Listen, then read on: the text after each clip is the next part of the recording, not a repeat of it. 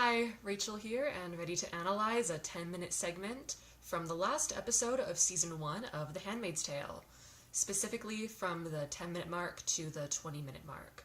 Now, since this is the last episode of the season, I'm going to be pulling details from previous episodes to look at how pieces of the story were set up and how they pay off. Also, just a disclaimer, for ease's sake, I'm going to refer to June/Offred as Offred during this critique. This is mainly because despite her real name being June, she's called Offred throughout the majority of the show, and it's awkward to constantly switch back and forth between two names for one person. So with that out of the way, let's get started.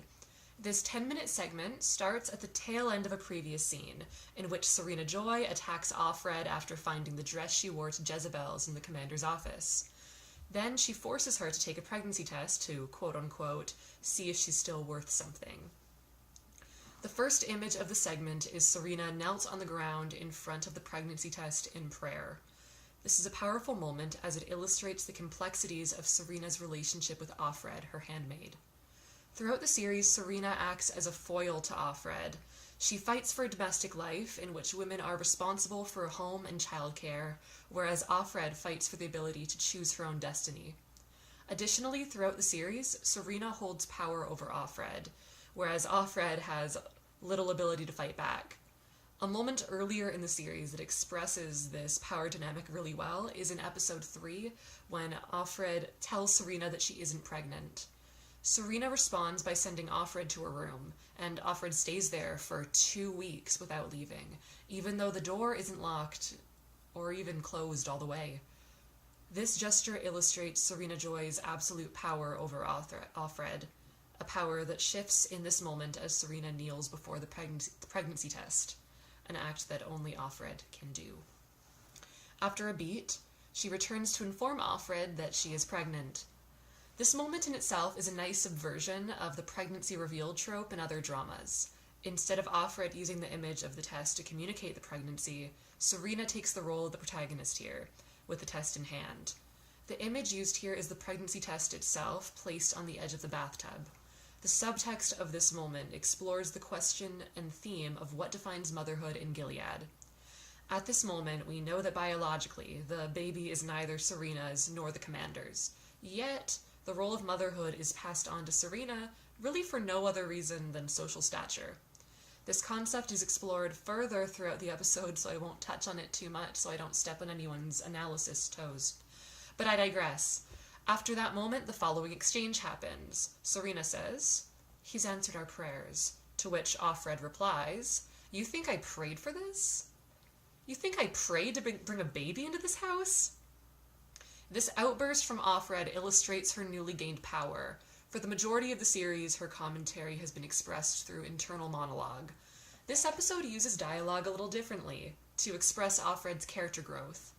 Aside from Offred's occasional bits of narration, all of her thoughts in this episode are expressed verbally.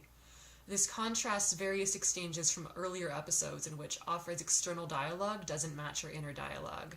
Here, in the series finale, she does not mince her words. This time, it's Serena Joy who holds her tongue. She replies, "God knows what's in your heart." This line is full of unspoken subtleties and a little bit of anger, but Serena Joy cannot voice that anger because she is not in control right now.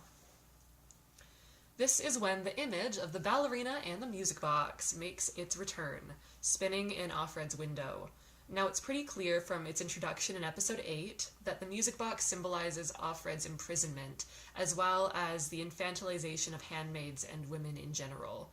I could go on for ages about how the handmaids are always referred to as girls in the show's dialogue, despite being similar in age to the wives, and the way that this behavior robs them of their autonomy, but I've got to get going with the script analysis.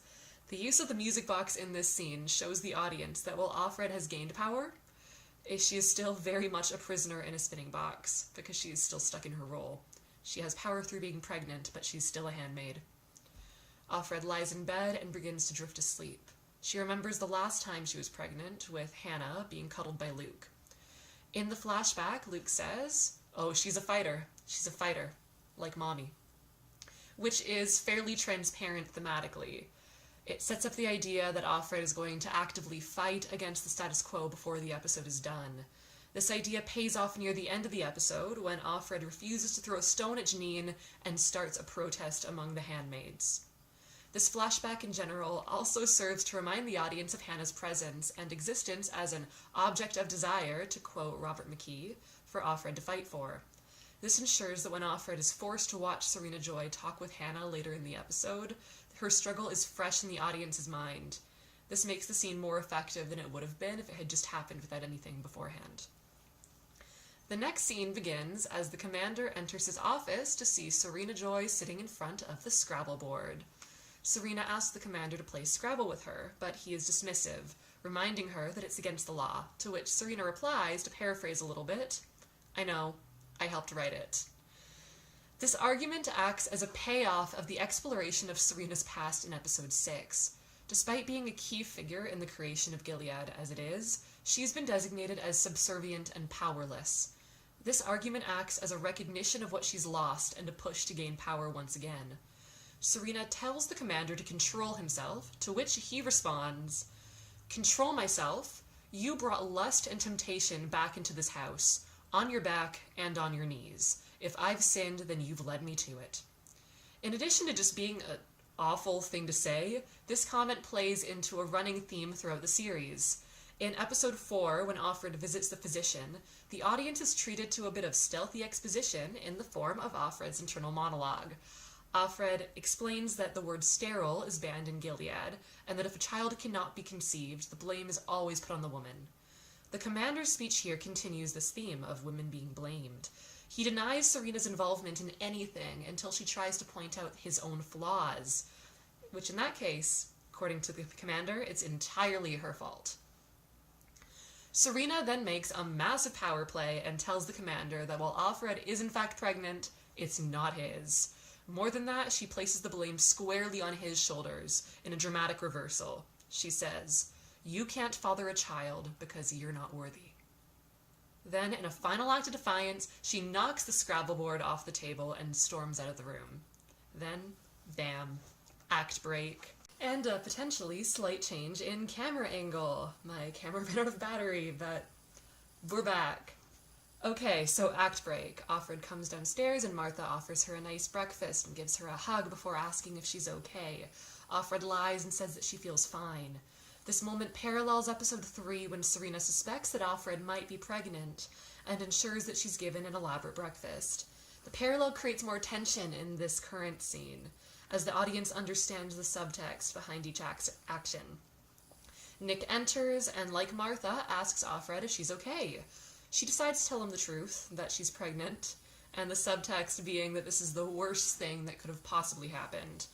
Nick, however, seems more hopeful, which makes sense given that it was established throughout the season that he has genuine feelings for Offred.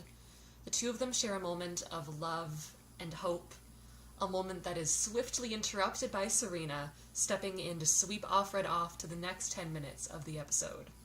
Thanks for watching my analysis of these 10 minutes of the 10th episode of The Handmaid's Tale. If you have any thoughts at all, please let me know, either in the comments or in person, since I'm assuming no one's watching this who isn't in this class. I apologize for the weird lighting thing that's happening right now.